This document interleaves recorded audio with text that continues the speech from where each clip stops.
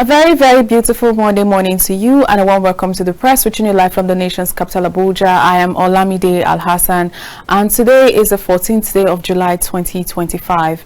And the nation mourns the former president, Buhari, Muhammadu Buhari, who passed away yesterday at about 4 p.m. yesterday in London, 13th July 2025. He's 82, and possibly if he had made it into December, he would have been 83. Let's take a minute silence for him.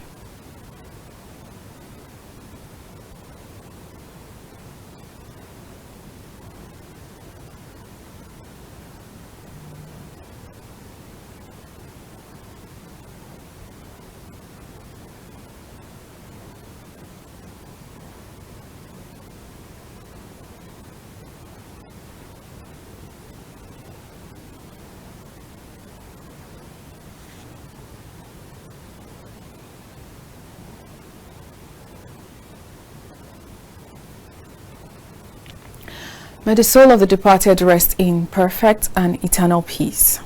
Good morning once again, and you already know how we do it on the press. So first we'll give you updates on the weather forecast, and after the weather forecast we take you all on to what happened on the front page of the national dailies, and afterwards we bring in guests to analyze most of the top stories that made it to the front page. And that's also the segment where you get to call in and let us know how you feel about most of the developing stories. So right about now we go call north to start with the weather forecast this morning, and to begin with we start with Kano State. In Kano State, on the average about 24 degrees Celsius. It's partly cloudy with the highest at 30 degrees Celsius and the lowest at 21 degrees Celsius, and partly cloudy conditions are expected around 12 as wind gusts are up to 17 kilometers per hour, and I could tell that the atmosphere is filled with morning. Alright, so from Kano State, let's go to Kaduna State. Kaduna State is on the average about 23 degrees Celsius. It's mostly cloudy with the highest at 27 degrees Celsius and the lowest at 21 degrees Celsius. And cloudy conditions will continue all day as wind gusts are up to 11 kilometers per hour. That's it for Kaduna State. And from there on to Imo State. Imo State is on the average about 24 degrees Celsius. The highest is at 29 and the lowest is at 23 degrees Celsius.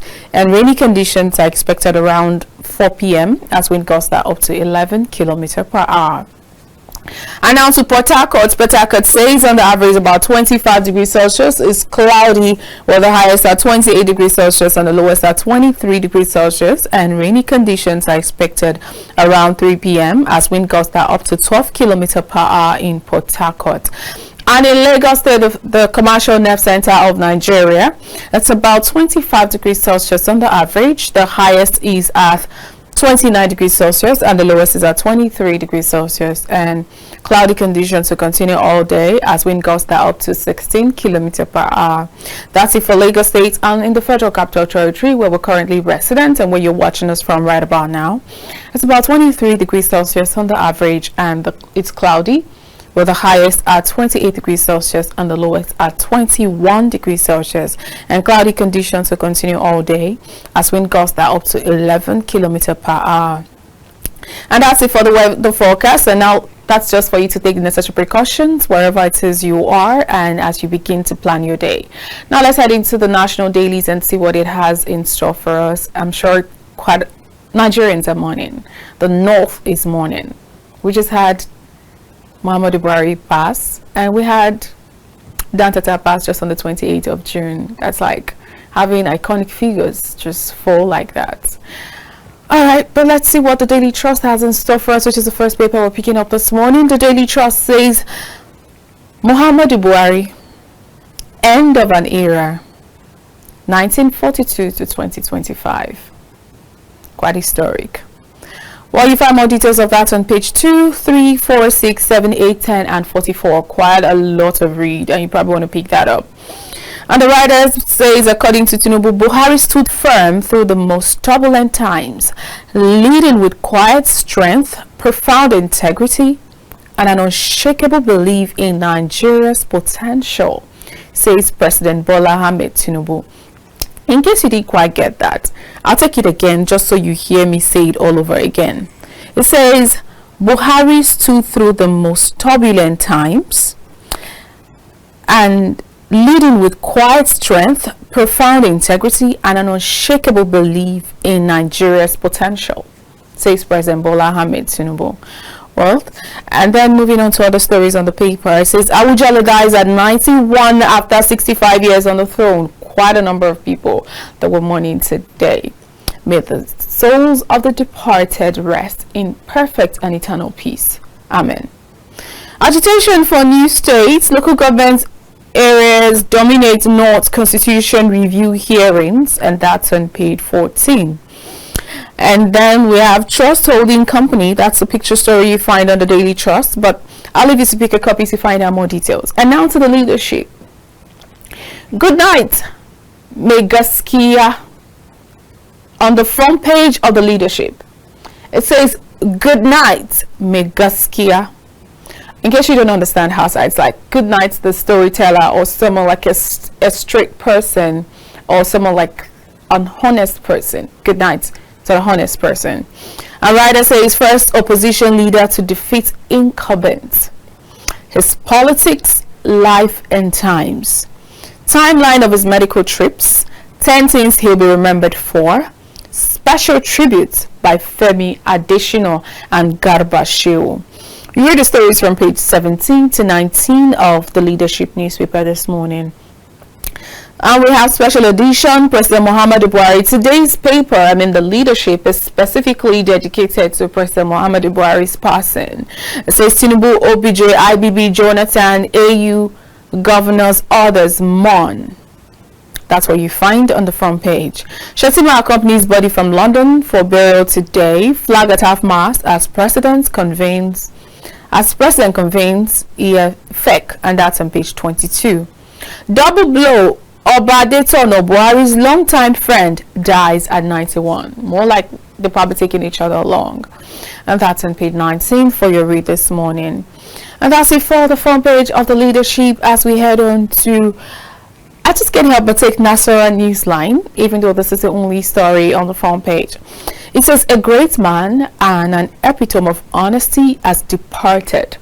That's more like Megaskia that we found on the front page of the other paper.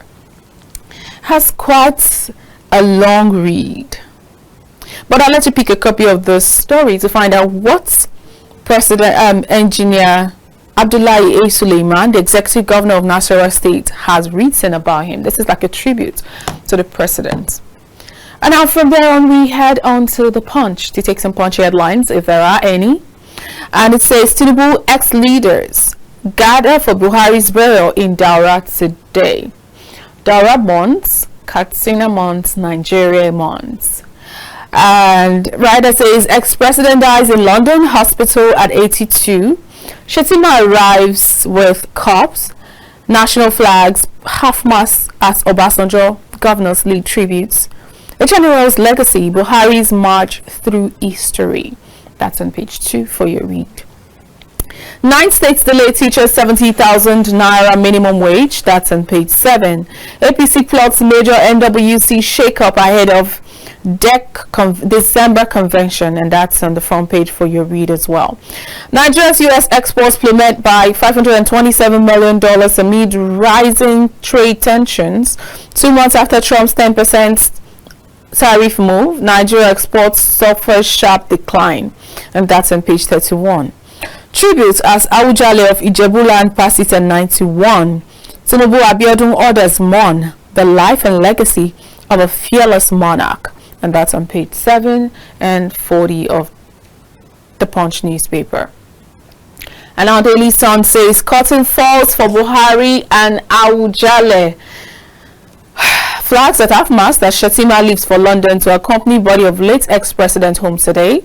Tinubu, Atiku, Kalu, senators, others mourn, and that's on the front page. Nigeria faces external shock risk as dollar inflows deep.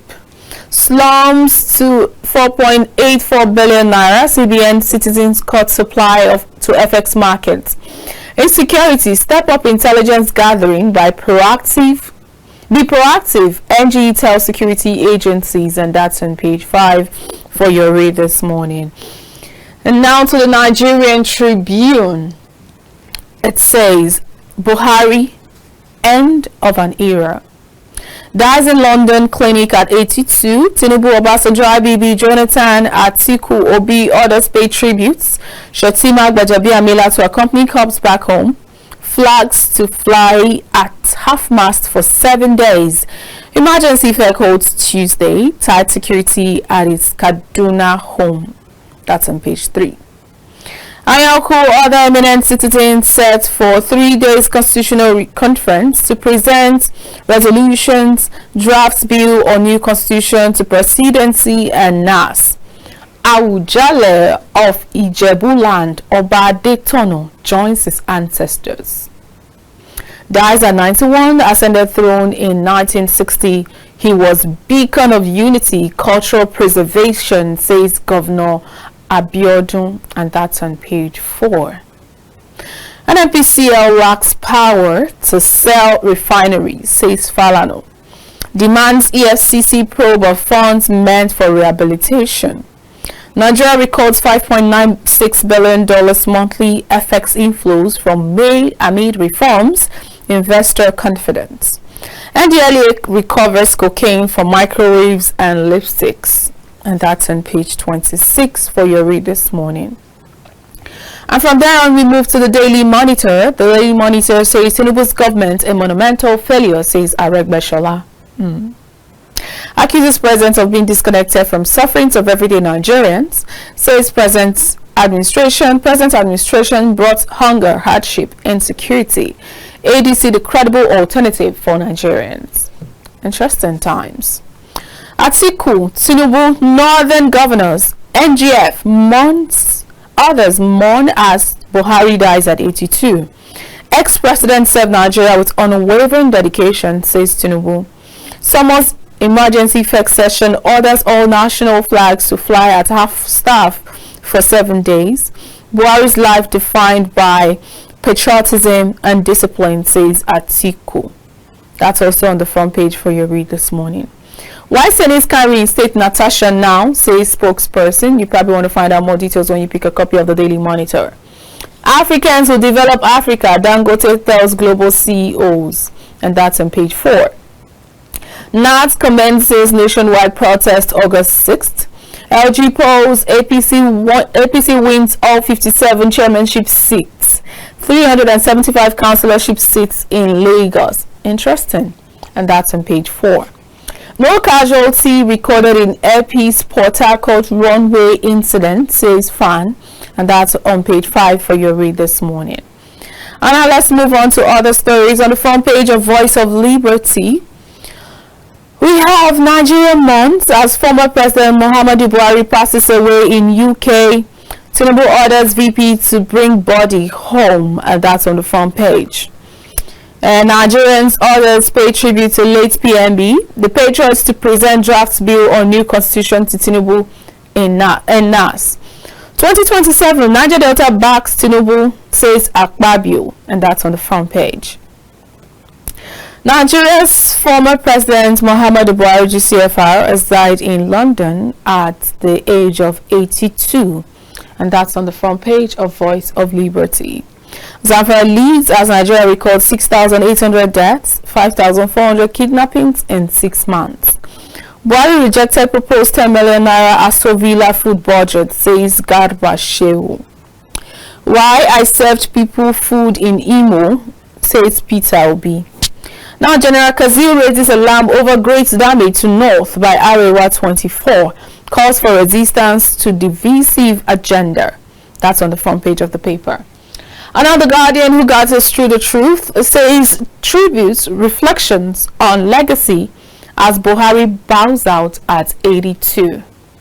The man is legacy, policies, health and controversies. That's on page 4 and 5. 2027, presidency may use courts to scuttle ADC, Mark wants. Contractors to shut down FCT roads in protest against indebtedness, and that's on page 29. LP slams Abure over secret meeting with Wike, reaffirms suspension, and that's on page 3. Morning as Aujale Obadetono passes on at 91, and that's on page 2. Opposition laments as APC sweeps Lagos LG polls, and that's on page 7. Tinubu Atiku distracting youth from nation building.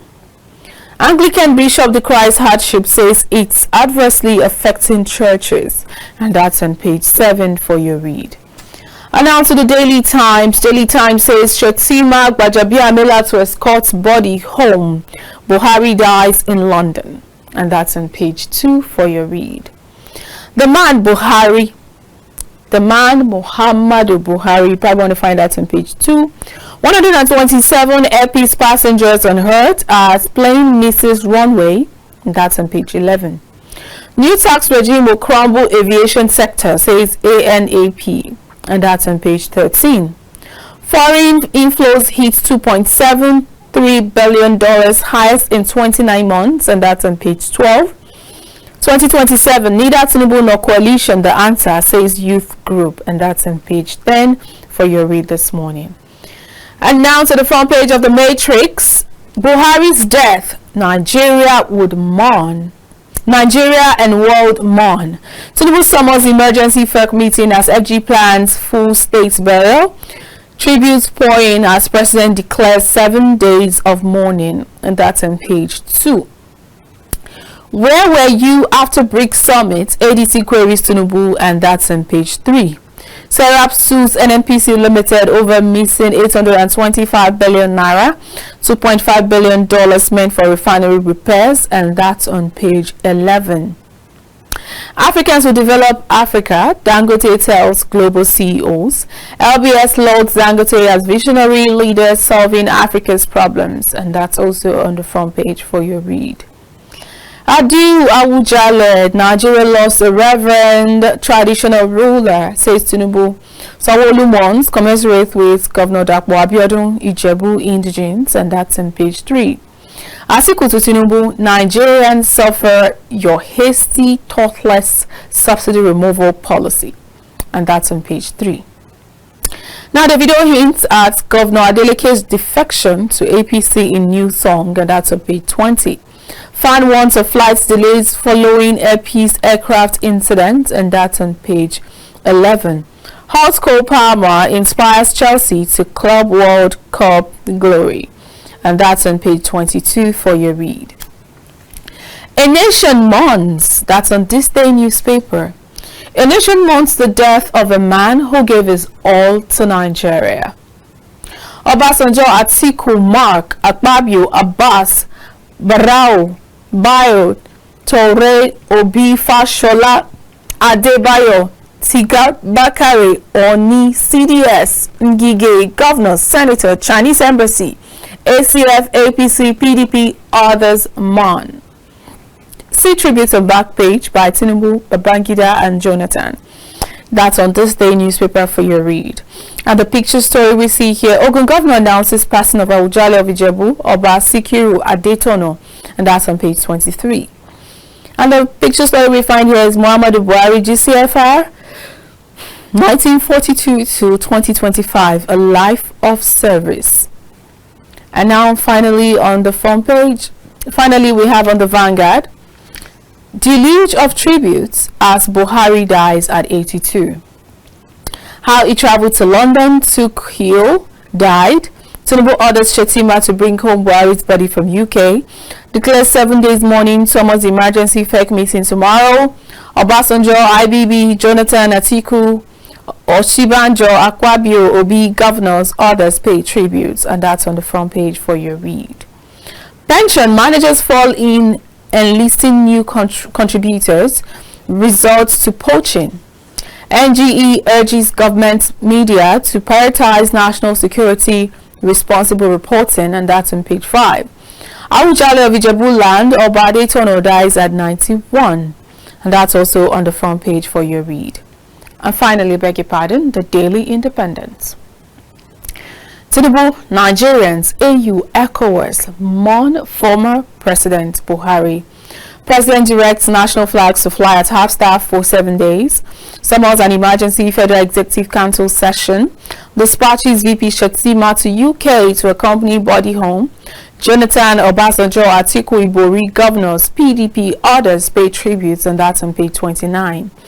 Serap sues NNPCL over failure to account for missing 825 billion naira and $2.5 billion. And that's on page 7. Lagos poll, APC sweeps all 57 chairmanship, 375 councillorship seats, and that's on page 6 for your read. Power sector's chronic revenue woes threaten energy reforms, and that's on the front page for your read.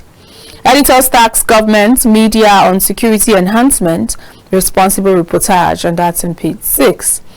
Awujale dies at 91, and that's on the front page. And that's it on the front page of the Daily Independent, and that's also where we'll leave you for the front page of our national dailies. And now let's go on a quick break. When we return, we'll be joined by guests for analyses of most of the headlines we just read out to you. And particularly, we'll be talking about the life and death of ex and former President Muhammadu Buhari. We'll be right back. Stay with us. Welcome back, viewers. We're still on to the press, reaching you live from the nation's capital, Abuja. We've now been joined by our guests for analysis of most of the stories that made it to the front page, and most importantly, to talk about the life and exit of the former President Muhammadu Buhari. So right about now, we have in the studio Aliyu Usman Waziri, who's an APC Chieftain, and as well as our in-house analyst and political analyst, Richard Oriri. You're welcome to the studio. Good morning. My pleasure. Good morning. Good morning. It's a pleasure to have you both in the studio. Thank you very much. Even though I know the nation is not smiling today. Not at all. But I'd like to take it from you, first of all. How did this come to you, the news of the passing of the president yesterday? First of all, let me use this opportunity to condole with the immediate family of President Muhammadu Buhari and the entire Katsina state and Nigerians at large. It is a loss, not only for the family, not for Katsina, but for the entire country. Is one who has dedicated his time to serve for almost more than 40 years. He has been in the service of this country with a lot of antecedents. So really, really is a great loss to the nation. It's an asset that has been lost. Absolutely. Yes. Mr. Richard, let's get your thoughts. How did you find this? I know it was a shocker to some persons, and there was a bit of mixed feeling. Some people were like, I was on his ex-handle, on his very ex-handle, and some person's impression was, who cares? And some persons were like, oh, the nation mourns. What's your take on this? Let me align myself with my brother here by, first of all, thanking God for his life, and then send my sincere sympathy to the immediate family, the entire Katsina state, Nigeria at large. Like he said, President Muhammadu Buhari, he served the country somehow passionately, and like you said, there are some people who are not happy with him as their leader, and that is just part of life. Yes, he has done his best. He served Nigeria as a military head of state for 20 months. That's 1 year, 8 months. And he has served as a civilian head of state for 8 good years. Put together 9 years, 8 months. As a military head of state, he did his best. He was the one that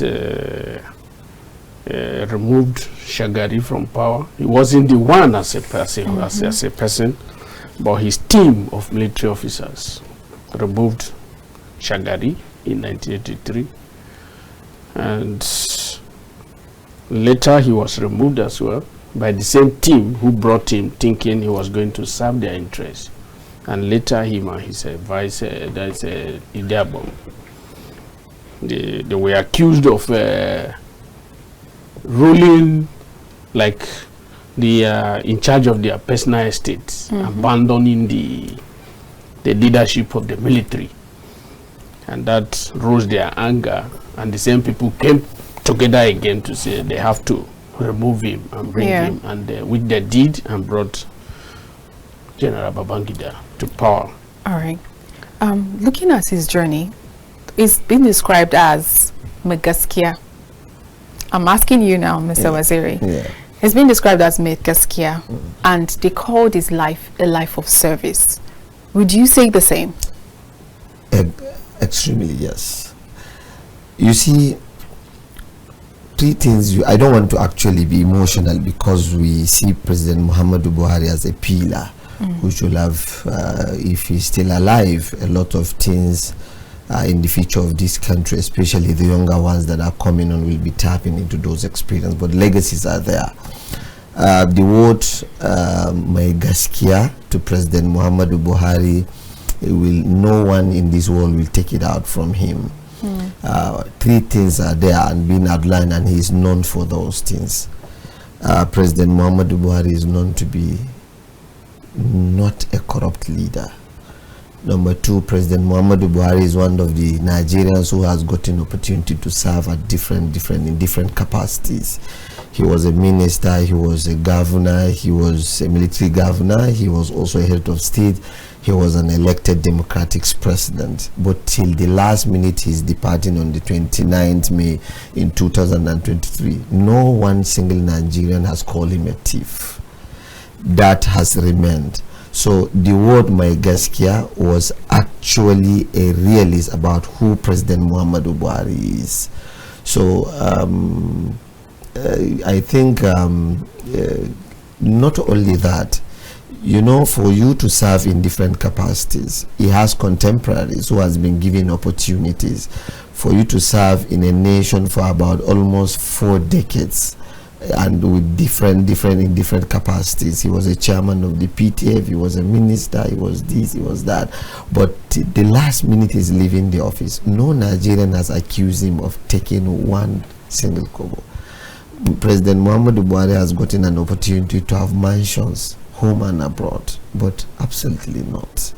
So I think the feelings right now within the country is that a pillar has been lost.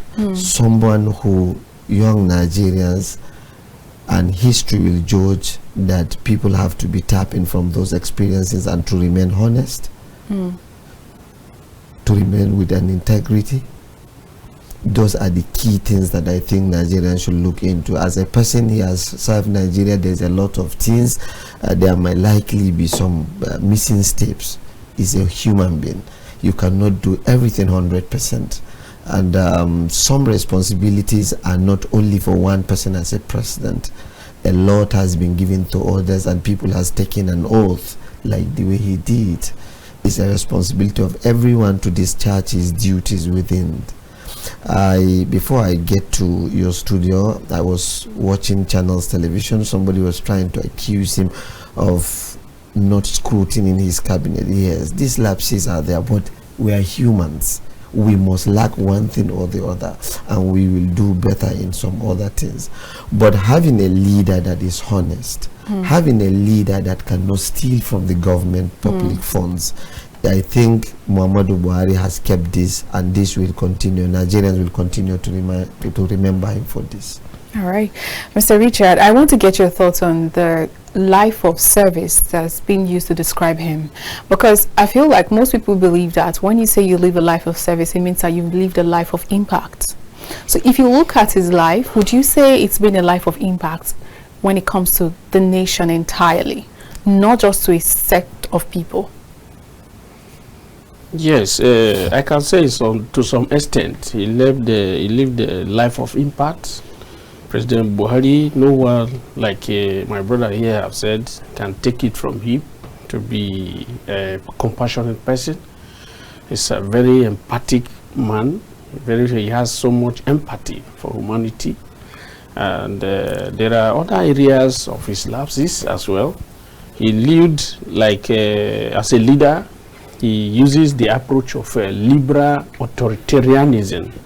He was so liberal, and that is why to some extent he wasn't finding it easy to sack those he appointed, because he has given you the responsibility to serve in your capacity to the people.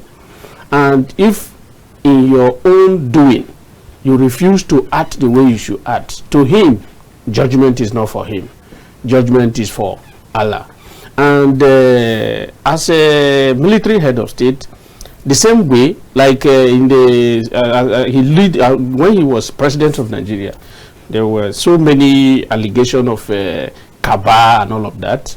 Yes, in the military, he tried to do away with the cabals, and that led to his administration being cut off, and coming again as a civilian head of state, he has to learn from the past mistake. You understand? He has to learn from what really led to his overthrow of this, to the overthrow of his government as a military head of state, was because simply he refused to work in line with the dictate of the cabals, the military cabals, and they came together. People like Tunde Ogbeya, Abdulmumini Aminu, this Haliru Akilu,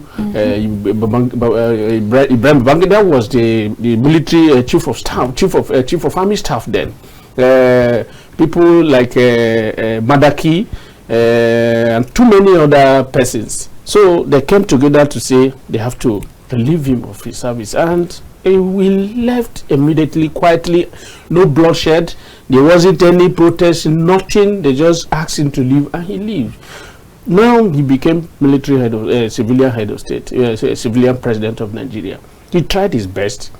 You can see in the southeast, he was the one that constructed the second Nigeria bridge. And if you go to aviation, he tried his best. Railway and all of those things, some of the projects that were left undone by the immediate the other government of Jonathan, he came and he completed most of them. But there are some other areas. If not because of his person, he would have removed subsidy long ago. But he knew the impact, the feeling. In fact, he was putting himself in the shoes of Nigerians. If I should remove subsidy, what will happen to the poor Nigerians? That was his thought, and he left it. Then President Tinubu came and he removed it. We are feeling the impact. President Buhari, he did his best, but the area where I can say some Nigerians are not happy with him most is somebody like Buhari shouldn't have left office and not having trust in our health system. Is a slap on Nigeria, is a slap on the entire Africa. But you know that before now, he's been seeing the same medical doctor in London even since his first time as the military head of state, even before that time. That's what history traces back to. So believing that immediately after he got into power, he started using international doctors may make it seem like maybe he was misunderstood. What about that? Not that it may make him feel that he was somebody like him. To me, even in Daura, he should have at least a hospital that he can trust, even if not in Abuja here or in any part of Nigeria. But our issue, the problem with our leaders in Nigeria sincerely is that how many of British prime ministers have died in Africa's soil? How many of that in the US public officers that have died in many parts of Africa, not Nigeria? You can't count the number of Nigerian leaders that have died outside the shore of this country because they don't have trust, they don't have confidence in our health system. It's a serious slap on us. That is the area I am not too happy with our president, late President Muhammadu Buhari, because of his type. When he was a PTF chairman, almost in all federal highways, there were medical facilities in federal highways that if there was accident on the road, you don't have need to rush to go to any urban medical to seek for or medical assistance in any urban city. On the highway, they have first aid medical facilities for emergency treatment. Okay. But when coming back again as a civilian president, he should have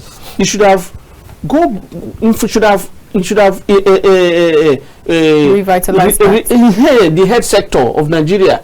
Look at the Federal National Hospital here in Abuja. It should be the best hospital in the whole Africa, that even other presidents of other African countries will be coming to Nigeria to seek for medical treatment. Okay, so, Mr. Waziri, do you agree with him? Yes, basically there are some things that I think Nigerians should have not been stepping out to look for. Not only health. Okay. Okay, let me give you an instances. You know, in life you can't have everything. You don't see Nigerians going to America to look for oil. You don't see Nigerians going to Turkey to look for oil. Even the mighty Saudi Arabia. But they do come to Nigeria to look for oil. So, but for health, because it's one of the things that from our independence till today, I think this should have been sorted out. 3 major things should have been sorted out in the history of this country from independence till today. Okay. Health, education, electricity. power, yes. These 3 should have been sorted out completely. But now, looking at it from other point, you know, there is a saying that the purpose of government is to protect life and properties. But Absolutely. one day, I sat down and I said, look, I think there is something before that. The reason why there is even government in place was because there must be a problem to solve.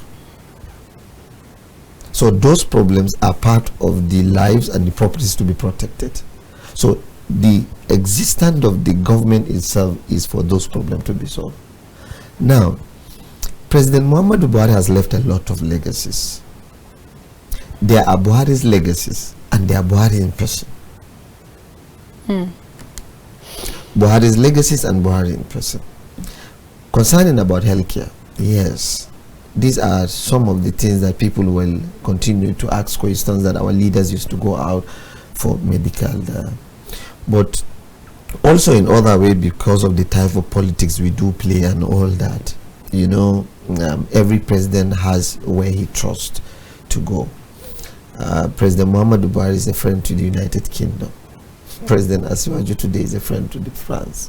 When Yar'Adua died in Saudi Arabia, Jonathan used to go to America. If Atiku Abubakar comes, I have the belief that he will be going to Dubai. So there is how they structure their lives over time before even becoming a president. Because most of these people come to the presidency at the age of more than 70. You understand? So healthcare in Nigeria should have been something that even the president, even the governor, everybody should have a clinic, a hospital that can be trusted enough for whoever to step in within 2, 3, 4 hours. You know why it's more heartbreaking? Yeah. Because I want you to respond to this again before I move to Mr. Richard. Why it's more heartbreaking is that most of the healthcare facilities you find outside the country, majority of their staff strength are Africans. So how do you make do with that? It simply means that we're busy exporting our talents out there, and then we go out there to meet with those talents and tell them to take care of us. Yes, but it is not only Africans that are outside Africa. We have Americans. We have. The last time I was in hospital, I was in Maitama here. I attended a Korean hospital, and they are here in Nigeria. They should have stayed in their country. But sometimes those things that takes people out of their country, there are some other things around it. But in our own case, I agree with you. The talent, the expertise are there in Germany, they're in America, they're in UK, they're in here and there. There are some opportunities they have not seen here at home. They will have remained here. So I think it's the same thing we are saying, that government need to build on all this. That even our leaders, you know, when you have a leader, a governor, and it's been said that the governor of your state used to go to this hospital, I think you will be actually having a peace of mind to also go there. So all these people, if the environment is accommodating such things, all these people will come back. Now, it's not only in the healthcare sector that Nigerians are there performing wonderfully abroad. Not at all. Not at all. So Nigerians should find a way. All of us will one day be normal. Either you have served as a president or not. It is always good to forgive. President Muhammadu Buhari has had his shortcomings, and we all have to say that Nigerians should look inwards and forgive President Muhammadu Buhari for his shortcomings, and then we continue to tap from the good he has done, and us as people, we should understand responsibility of leadership does not only lies in the table of the president. My uncle here have said something which I will like to chip into that. He said President Muhammadu Buhari wanted to have removed subsidy because in 2012 he participated in the protest of removing the fuel subsidy. But sometimes when you are outside leadership, if you comes into power and you see the documents on the table, you will understand why some certain decisions are not being taken. You have to take your time to digest it and to look at it from all angles before you key in and then you take the decisions. There are so many good decisions that I know leaders has been taking, but outside there, they are being interpreted as wicked policies. Let me give you an instance. He said President Muhammadu Buhari was having the feelings of Nigerians about fuel subsidy. That was the reason why he held back. He could not remove it. But technically, it was during the administration that all the technicality and the petrol industrial bill that has been in place, and more or less like the subsidy has been removed. It is the announcement. So that's why they extended the budget till June 31st. When President Bola Ahmed Tinubu comes to power, there are decisions that has to be bold. There are decisions that are not for you. They are for the country. They are for the unborn generations. They are for the younger leaders. They are for Nigerians entirely. And let me tell you, no woman wants to marry without having a child. Of course. But you know it is necessary, it is by must. You cannot go to labor room without shedding tears. And you still have another child again. After the first child, you still go to another child. Am I right? Absolutely. Thank you. President Asiwaju look at it from a honest point of view that subsidy need to go. And he has taken that decision and it has gone. It is left for Nigeria and Nigerians and President Asiwaju and his cabinet and the governors who are the major beneficiaries, because most of these funds has been diverted down to the states. But today is not to talk about presidency, is not to talk about politics, is to mourn President Muhammadu Buhari. Of course. And but most certainly, while mourning him, we have to talk about him. So, Mr. Richard, let's get your thoughts on the fact that he's been described as a very frugal person. Yet, we know that one thing that characterizes his administration was also corruption. So how does frugality and corruption stand side by side with an individual like former President Muhammadu Buhari? Yes, President Muhammadu Buhari, what I know him to be is somebody who passionately loved this country. He's someone who passionately loved this country, and that is why, even as a military head of state, his target was how to reset the thinking of Nigerians. And that was one of the reasons he declared that war against indiscipline. And not till today, the reason we are where we are is because of indiscipline. We lack discipline in Nigeria as citizens. 100%. We lack discipline. And some people take that to be his lapses as well, to be one of his lapses as well. But to him, if you really want to work for Nigeria, and if you really want citizens to take this country as their own, and to see that they have to contribute their own quota to the development and growth of the country, there must be discipline in every aspect of our life. As a leader, you have to be disciplined. If you are disciplined, there will be no corruption. If you are disciplined, there is no how you will not give the people that you represent governance. If you are disciplined. And from him, every one of us saw discipline in him. He has self-discipline. And as you see, Buhari cannot eat anyhow. not at all. He doesn't take decisions anyhow. That is self-discipline. He has it. And he wants to impart that into other Nigerians. And the resistance came. even from the military era. Even as a civilian president, he tried that. There was resistance.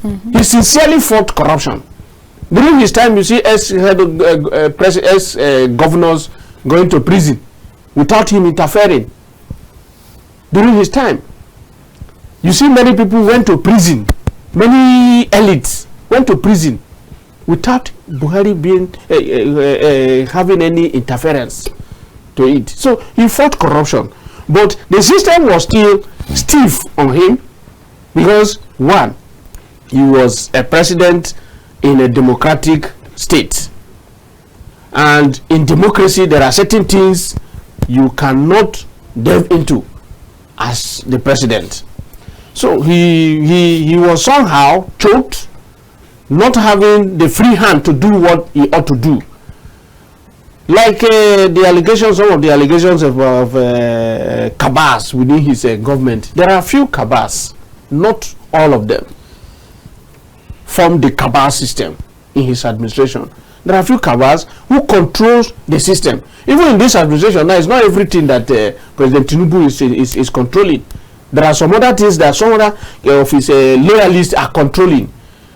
The same thing happened in his time. So we cannot take that from Buhari, that Buhari did not fought corruption. He fought corruption, and he showed it in his own life. Because, like my brother said, if you go to Daura, if not until he became president that some of his loyalists thought it wise to say at least he should have a place called Better Home in Zaria, in Katsina.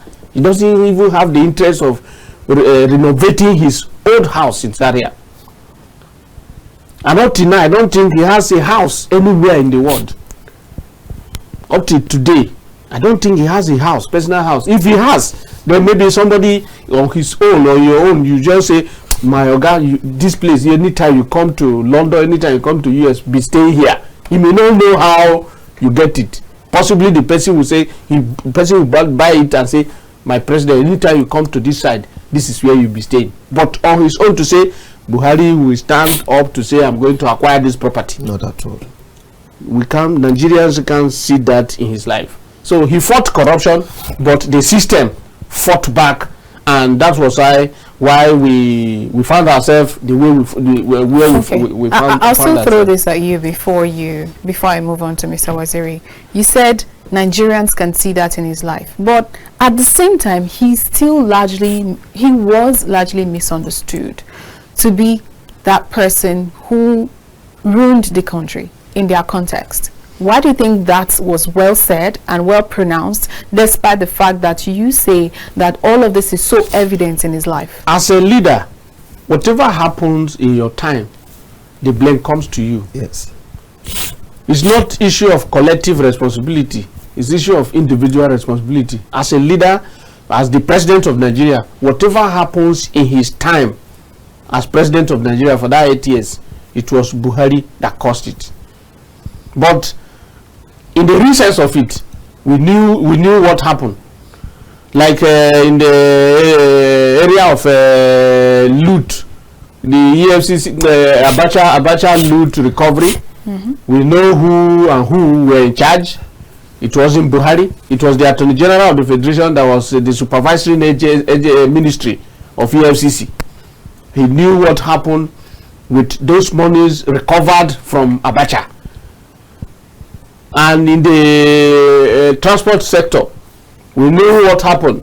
It was Rotimi Amechi's ministry that was collecting loans from China for railway and all of those things. It wasn't Buhari, but that he has no. He didn't go all out to sanctioning these people who were mismanaging the public resources under their watch, and he was the person who appointed them.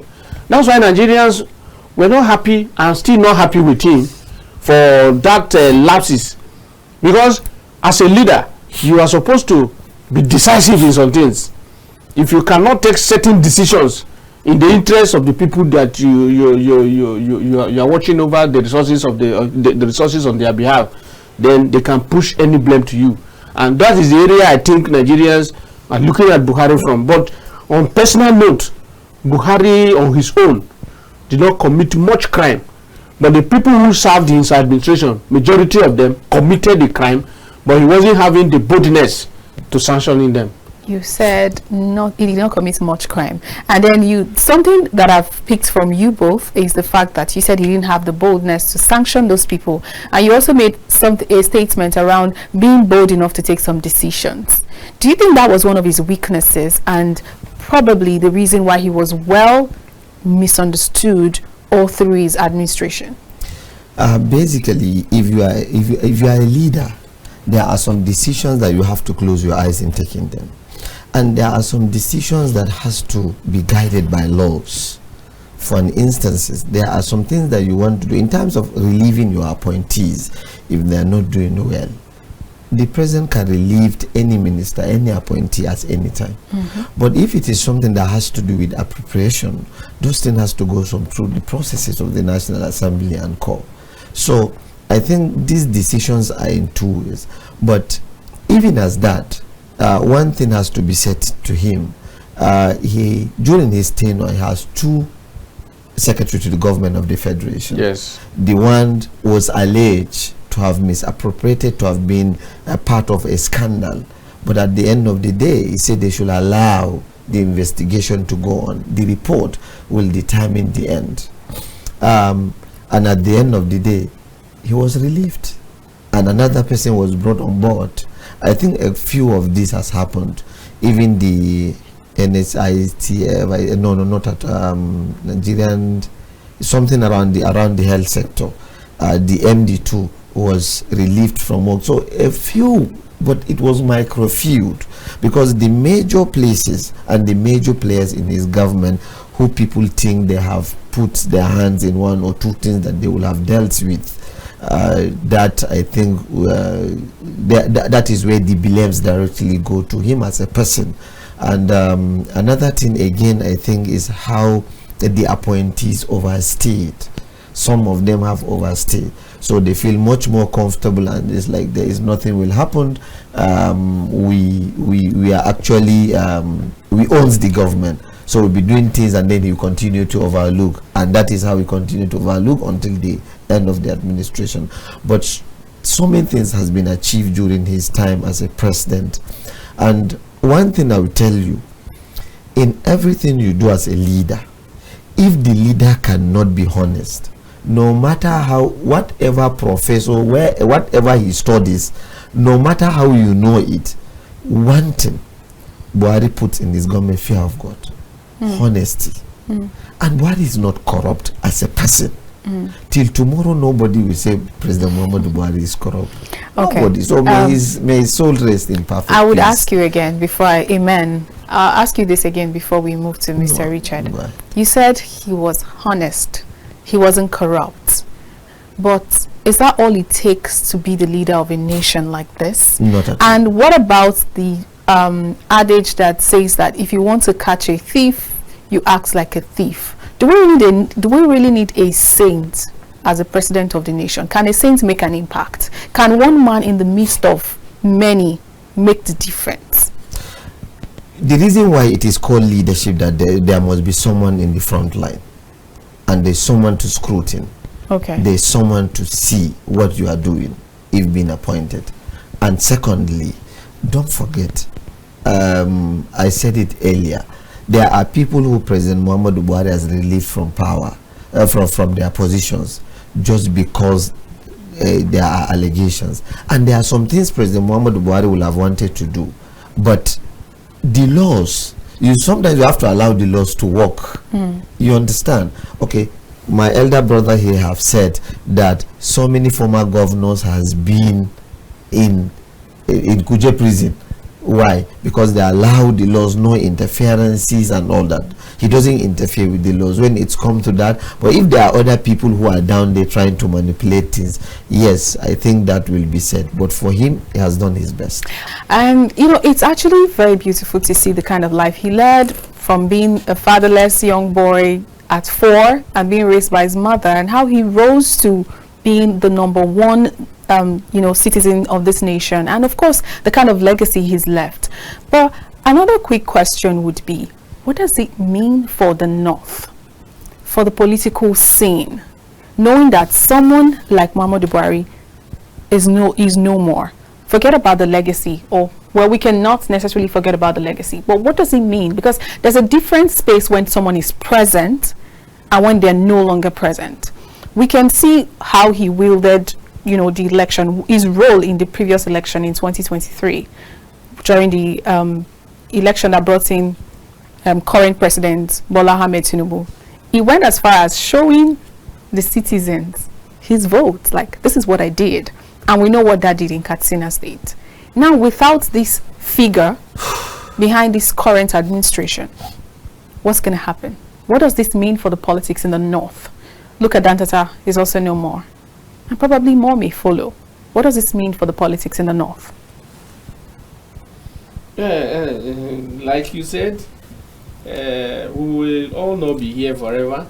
Absolutely. And our former president, Muhammadu Buhari, he has done his own part, and the rest is left for us, the living now, to see whether we should still follow his path or take our own path. And one thing you can't take from him is that he was loved by the poor. He was sincerely loved by the poor. Even without 1 naira each time he contests election, they called him Say Baba. Millions Baba. Of vote from him. Say Baba. You can never take down millions of vote from him. That is organic love, and he took that in 2022 to forming the merger that brought about the APC today, the CPC bloc, which he was the leader. And with all that happened within 2022 to 2023 general election within the party, the APC party, where there was a kind of division from after their primary election. There was division within the CPC blocs and other followers of Buhari. And he clearly came out boldly to say, we have to stand with the party, APC, despite everything. Rotimi Amechi, he fall out from the system after he lost the primary election to President Tinubu, and some other persons who felt aggrieved and they were very far from the system, instead of working together to ensure that the current administration of President Tinubu, who was the candidate of APC, won the election. They were all far away from him, and Buhari came out boldly to tell all of them, especially most of them, the ministers who served under him there, to come together and ensure that Tinubu win the election. And that was one of the reasons, as a leader who always stand by his words. After casting his vote, he has to show the vote to his followers. This is my stand, and that is where you have to stand. And even when some of these CPC blocks that currently the CPC block, they are divided into two. There are some of them who are with the current government, government of President Tinubu, and there are some who have fallen out and they are with the ADC fashion now. People like Erufai, Malami, and some other Babachi Alawa, and all of those people, they are with the ADC fashion. And now that the original leader of CPC, an original leader, political leader of the North, especially the Talakawas, is no more. It's a huge this thing, how will I put it, gap now that like vacuum that his death has created in the political landscape of the North. But I still believe that there must be a leader after him. There must be a leader after him who will come to bringing these people together again to see that that his dynasty will not just crumble. Because in fact, Buhari was a man that everyone in Nigeria loved. No matter how you hate him, you will still see 70% of your thinking going towards his direction that no, but this man is good. Because he has human sympathy. Absolutely. Yes, he has human sympathy. Okay, so what does this mean for Mr. Waziri? What does this mean for the APC now, knowing that this man was first of all a political leader in the party, and now that he's no more, what does this mean for your party in general? It means a lot of things for us as a party, and there will be a lot of alignment and realignment, especially in northern Nigeria. And he's not just only, you said a leader, but he's the first elected president in the political party, and now we are having the second president. Sorry to cut you there. Let's just quickly take this call before you land on that thought. Hello, good morning. Good morning, my sister. Good morning, Nigeria. Good morning, Mazi Okorafor. You're welcome to the press. Honestly speaking, we thank God for today being Monday from July. Well, our sympathy goes to all Nigerians. From our people, from campus family, honestly, there are things we have to learn. That faith is inevitable. Of course. That yes, everybody will go for it, depending on time. When God says it is time, whether you have money or you don't have money, but what is the lesson we have to learn? All these facilities we need that we normally use abroad. I will advise Nigerian government take two inward. We have competent doctors, very good nurses, and many of them were taking one record yesterday. They said over 15,000 nurses left Nigeria. Years to take. Now, if they have gone outside Nigeria, these are competent hands. Given the approval of their partner, every federal government hospital, Yes. the facilities to be there. I'm so upset because Oyibo man sickness is different from Nigerian strain, because our own sickness, like let's say for example, fibroid. If you go outside, experts have told us fibroid is not common outside Nigeria. Fibroid is not, but you know that that the statistics are telling us that scientists are telling us up to 50% of Nigerian children's schools will be suffering from fibroid before it's a year or 30 after this 2030 or 2035. Now what do? Let us take back home and get all these hospitals so that we take ourselves here, so that our local house here helps us. I was discussing one of their advice for one of the presentations. He said about that. They are not taking God. Well, there is still of our former president, 30%. I'm a president in Africa. Good morning. Thank you so much for your contribution. So back to you, Mr. Waziri. I was asking about the impact it's going to leave on your party, the APC. Is a gap that will not be filled yet in the next coming election. Buhari commands a society. He has contested elections 4 consecutive times, and he won the last one with about 12 million votes. Even the idea of the merger came, but they found it necessary for President Muhammadu Buhari to be the candidate at that time, because he is the most sellable candidate the party has, and it was extremely easy, and he made a history that has not been made in the history of Nigeria. He unseated the sitting president Jonathan then. It has not happened before in the whole Africa. It's part of the things that are being mentioned about him. 2, it is the constant, it is the large followership he has across, especially in the northern Nigeria, but entire Nigeria. And he's one person that has dedicated his time.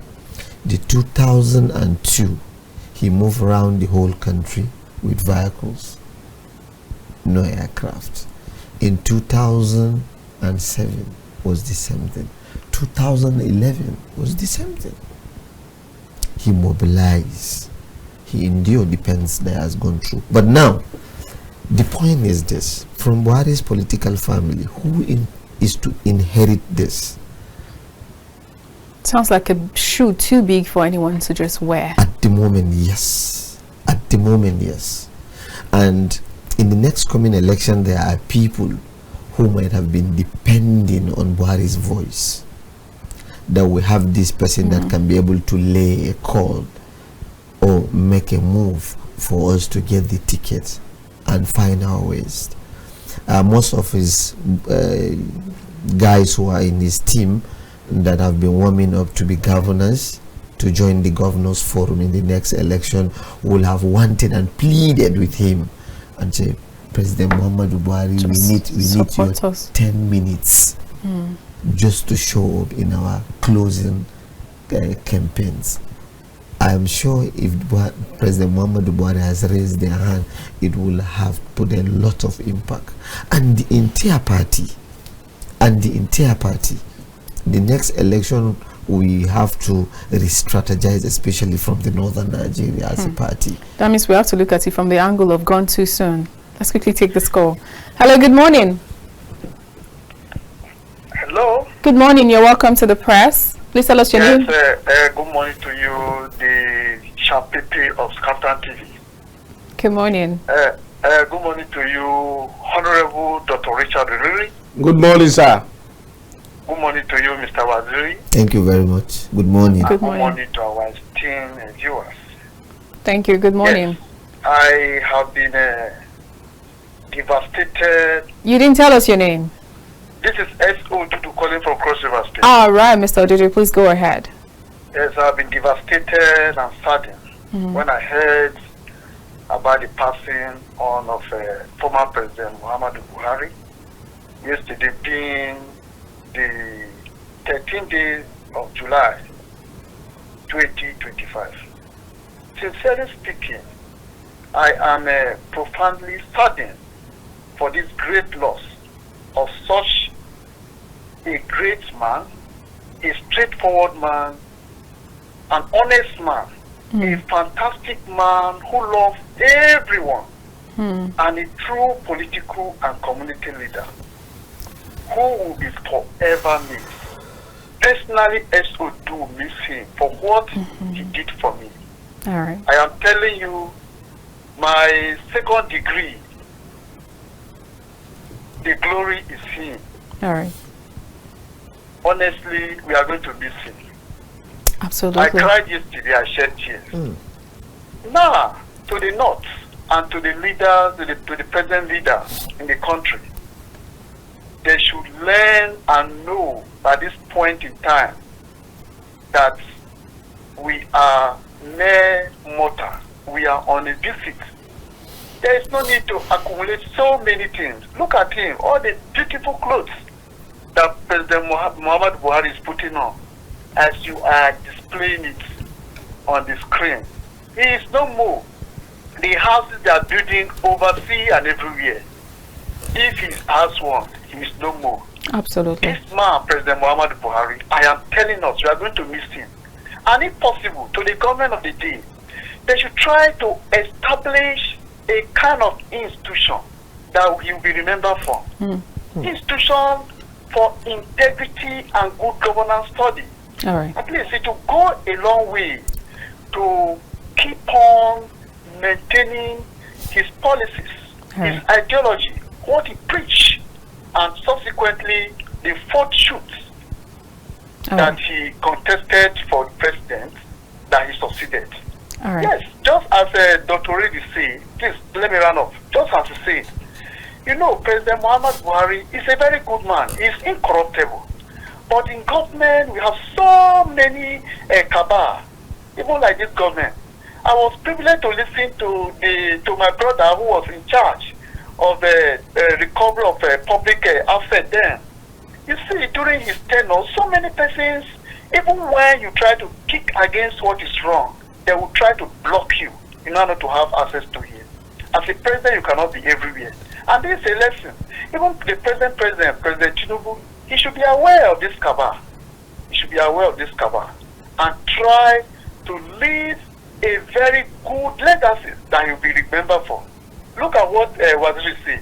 He said that even when he contested and Dr. Oriri collaborated, even when he contested without spending a dime, that Nigeria will massively support him. Absolutely. What a leader. May his gentle soul continue to rest in peace. Amen. Amen. And may God give the family the fortitude to bear this irreparable loss. Even now, we the genuine supporter. Thank you so much. S. Odudu calling from Cross River. Thank you so much, S. Odudu. Thank you. So to round up to that, yes, about the followership in the north is a huge tax within his team.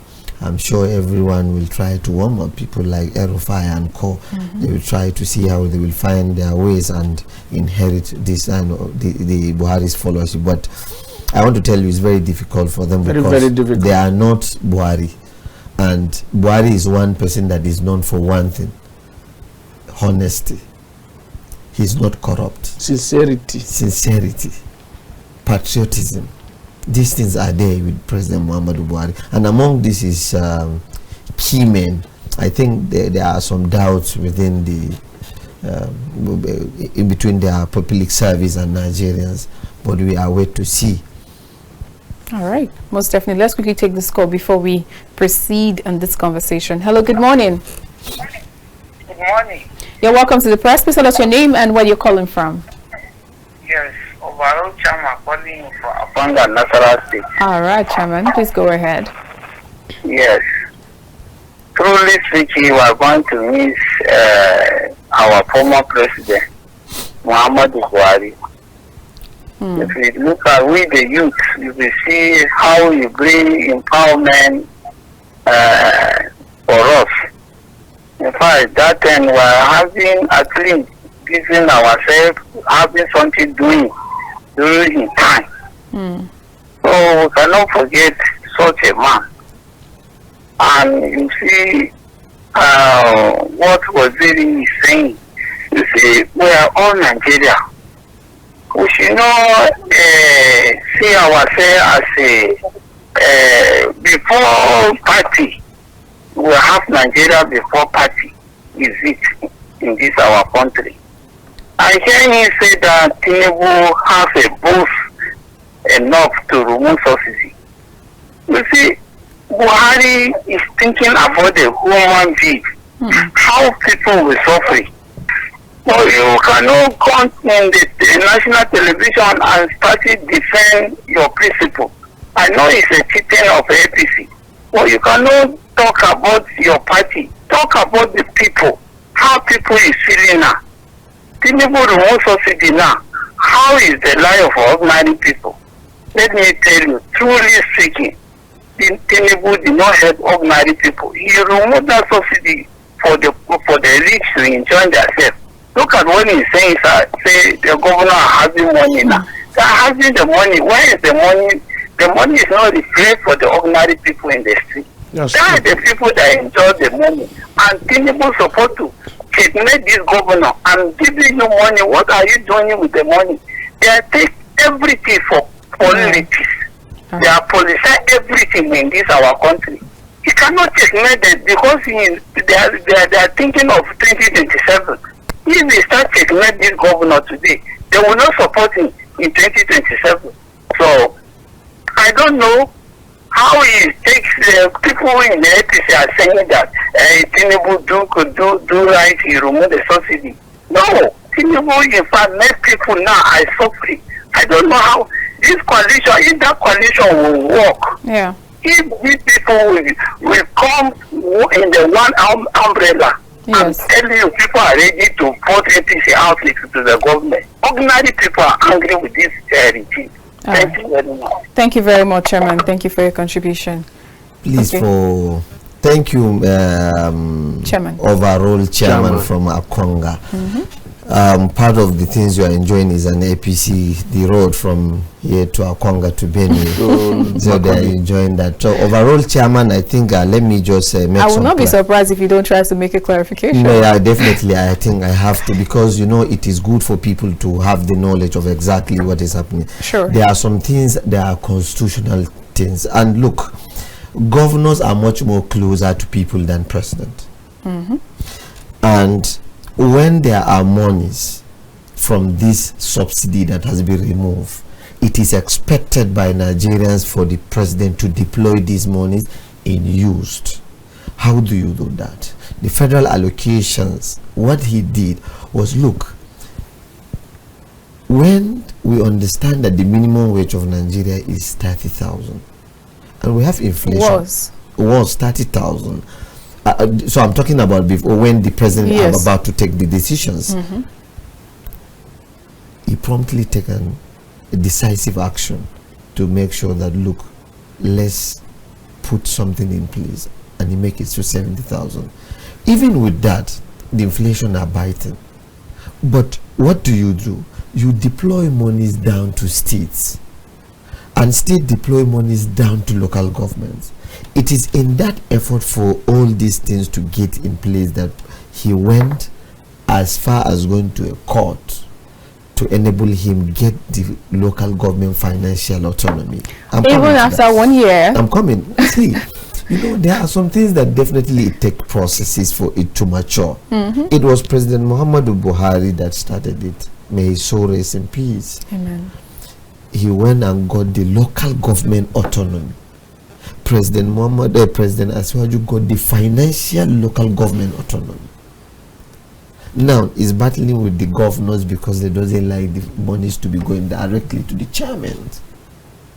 And now they are putting in place a bill in National Assembly that will remove the local government election from the state INEC to enable the federal INEC to conduct the elections so that every political party will win.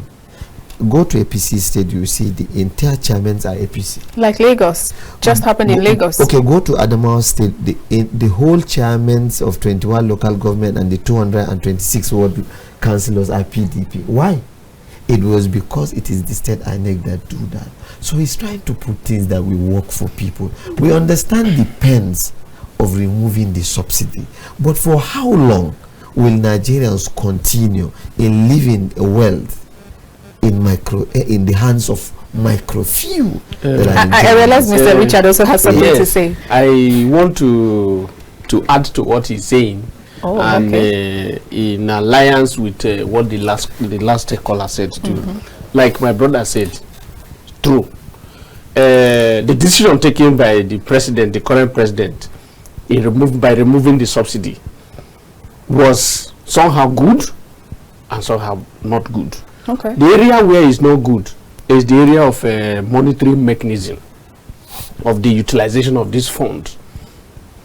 Now, President Buhari, may he so rest in peace, he saw the pain in the masses, and that was why he was able to create Ministry of Humanitarian Affairs. It was Buhari who created Ministry of Humanitarian Affairs and Poverty Alleviation. Okay, now he refused to remove the subsidy. Like there are some people in prison now that they sentence them to death. So governors have refused to authenticate it, say go and kill them. It's because they say I will not be the one to do this. Let it be. If the next person coming after me can do it, let the person do it. That was what Buhari did in the case of fuel subsidy removal. He left it, say it won't come from me. Now President Tinubu have taken the bold step because he knew that removing the subsidy will equally help Nigerians. Instead of pushing this money to these criminals called governors and local government chairmen, they are not having access to it, just like he said, because within the local government, I have served as secretary before of a local government. The money goes directly to the governors, and governors handpick people that will be local government chairmen who will not question them. And in that regard, the whole money is going back to the governors, and they are not utilizing it at the local level. The intention of the president was for the money to be used for the overall benefit of the poor people at the local level. Now, if this present administration will do something, especially the APC administration, if they will do something that Nigerians will bounce back to say this is our party, is every household in Nigeria, all married persons within the local community, rural areas. If you go to every ward, let's say 1,000 married persons, they have to take their data.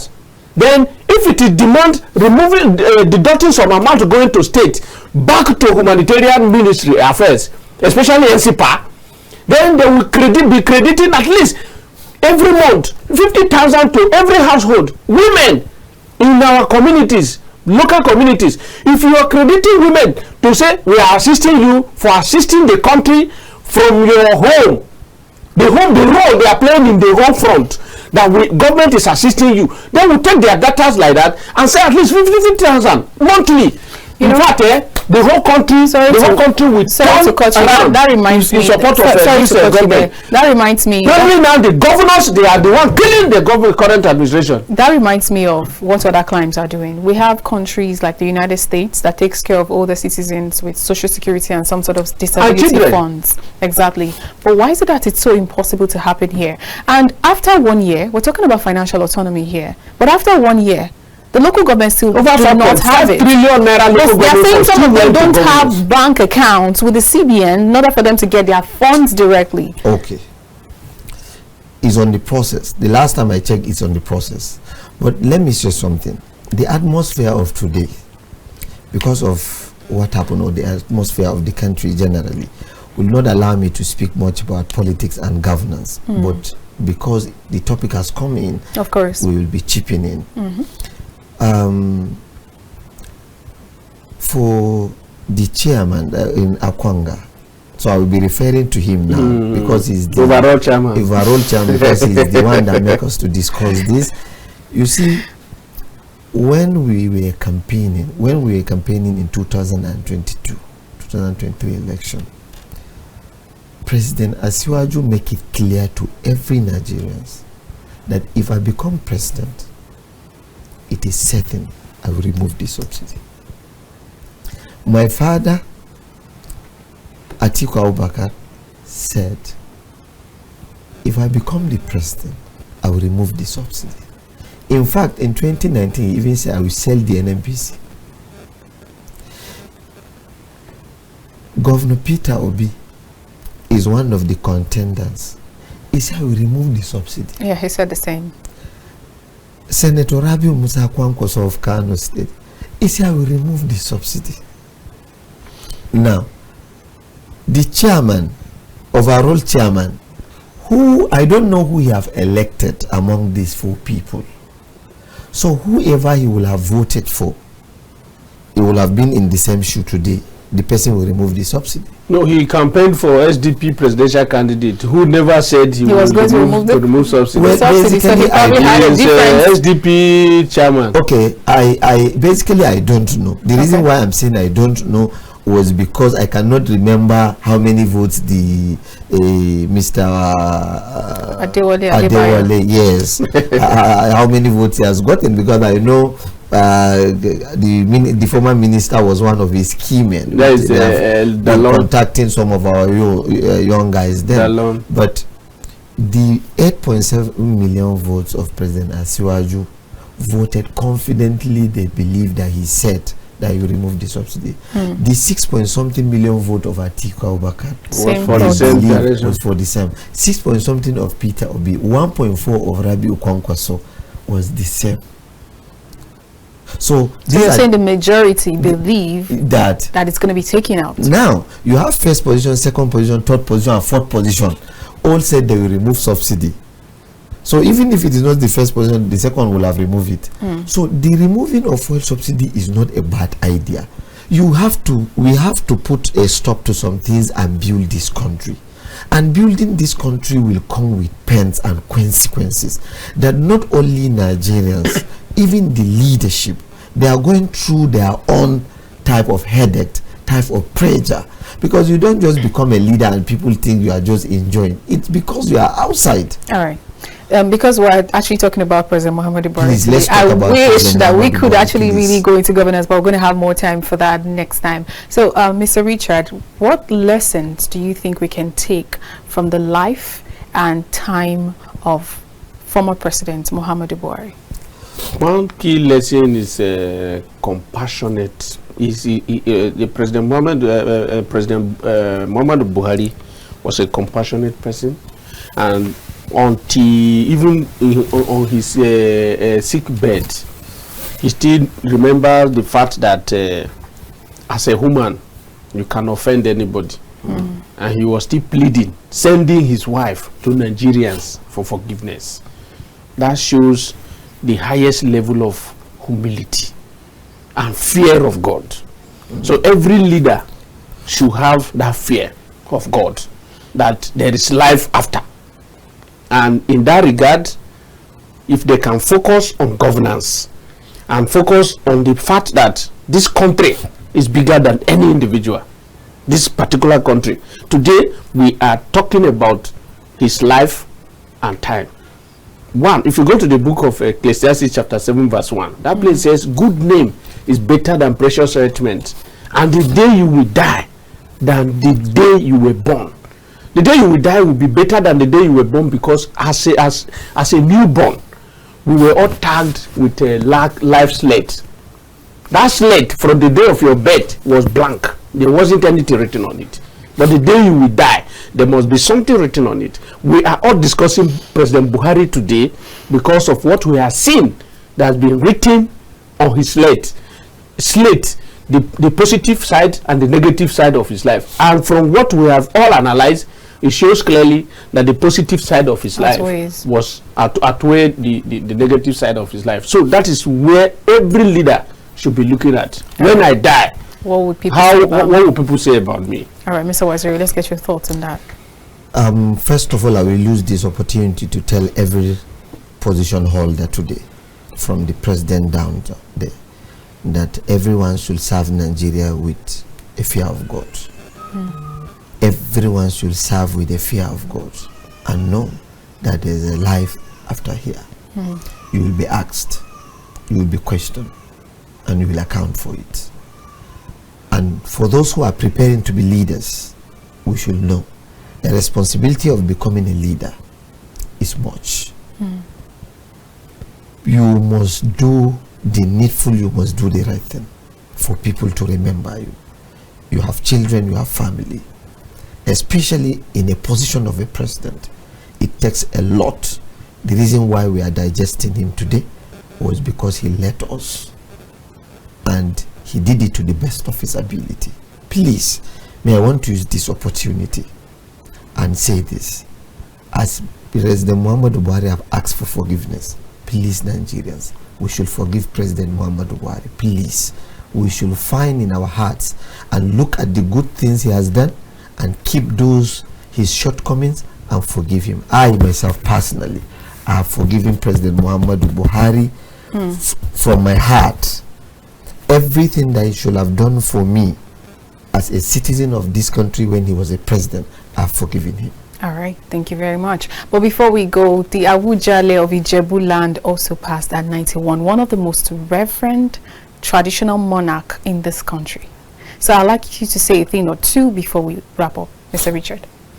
Yeah, in the traditional institution, what I would like to say is that the current administration should give free hand to the legislatures to at least do something that will empower the traditional institutions in Nigeria. The traditional institutions in Nigeria, they are too powerless, and they don't have power at all in the constitution. So they should do something to give power to the traditional institution, because with the traditional institution, we will have better society. We have better society, and that is our root. Absolutely. Mr. Waziri. Traditional rulers are the closest leaders to people. We should emulate from their good deeds, especially those who were opportune to serve this long time. He has done so much as a leader, transforming societies and all that. So we Nigerians also, we should try to take back those respect we have for our traditional institutions to enable them continue to resolve conflicts in between us as people. May soul rest in peace. Amen, and absolutely. Thank you so much, Aliyu Waziri. Thank you so much for your time today, APC Chieftain. We really appreciate you for your thoughts and everything you've said so far so good. And thank you so much, Richard Oriri, our in-house analyst and political analyst. Thank you so much for always showing up for us. We really appreciate you. Our viewers, Thank you, sir. Thank you, sir. Thank you, sir. viewers, a huge thank you to you for being a part of the show today and for calling in. We really do appreciate you. I am Olamide Alhassan, but before we go, we'll leave you with the beautiful reports we have for you about the life and times of ex-President Muhammadu Buhari. Stick around. Muhammadu Buhari was a Nigerian retired politician and military general who served as the president of Nigeria from 2015 to 2023. Born on December 17, 1942 in Daura, Katsina State, Nigeria, he rose through the ranks of the Nigerian army, becoming a major general and serving as the military head of state from December 31st, 1983 to August 27th, 1985. Buhari's early life was shaped by his Fulani heritage and Islamic upbringing. His father, Malam Hado Adamu, was a Fulani chieftain, and his mother, Zulahat, instilled in him strong moral values. After his father's death when Buhari was 4, his mother raised him. He attended Quranic School, Katsina Provincial Secondary School, and later the Nigerian Military Training College. Buhari joined the Nigerian Army in 1961 and underwent training at the Nigerian Military Training College and the Mons Officer Cadet School in the UK. He played a role in several military coups, including the 1966 counter-coup, and served as commander of the 2nd Infantry Battalion, Brigade Major of the 2nd Sector 1st Infantry Division, Federal Commissioner for Petroleum and Natural Resources, Chairman of the Nigerian National Petroleum Corporation. Buhari's presidency was marked by efforts to combat corruption, improve security, and boost the economy. Some notable initiatives include anti-corruption efforts, implementing policies to improve transparency in government, security initiatives tackling insurgency in the northeastern region, economic development, promoting infrastructure development and agricultural productivity. His first marriage was with Safinatu Yusuf in 1971, divorced 1988. His second marriage was with Aisha Buhari in 1989. He had 10 children, 5 from each marriage. Buhari was known for his simple and disciplined lifestyle, preferring traditional attire and living modestly. Muhammadu Buhari passed away on July 13, 2025, at the age of 82 in London, UK, where he was receiving medical treatment. His presidency had a significant impact on Nigeria, and his legacy continues to shape the country's politics. Meanwhile, President Bola Ahmed Tinubu has announced the passing of his predecessor, President Muhammadu Buhari. In a statement signed by the Special Advisor to the President, Information and Strategy, Bayo Onanuga, President Buhari died on Sunday in London at about 4:30 p.m. following a prolonged illness. The statement states that President Tinubu has spoken with Mrs. Aisha Buhari, the former president's widow, and offered his deep condolences. President Tinubu has also ordered Vice President Kashim Shettima to proceed to the United Kingdom to accompany President Muhammadu Buhari's body back to Nigeria. President Tinubu has declared 7 days mourning and further ordered flags at half-staff as a mark of respect for the departed leader. I profoundly mourn the passing of our former President and General, Muhammadu Buhari, GCFR, who died yesterday in London, UK. I offer prayers of comfort to his family and all Nigerians. I pray for Allah to forgive him all his shortcomings and grant him in Al-Jannatu Fadr. Amin. Suma. Amin. Ekaite Ibot. Kaftan TV.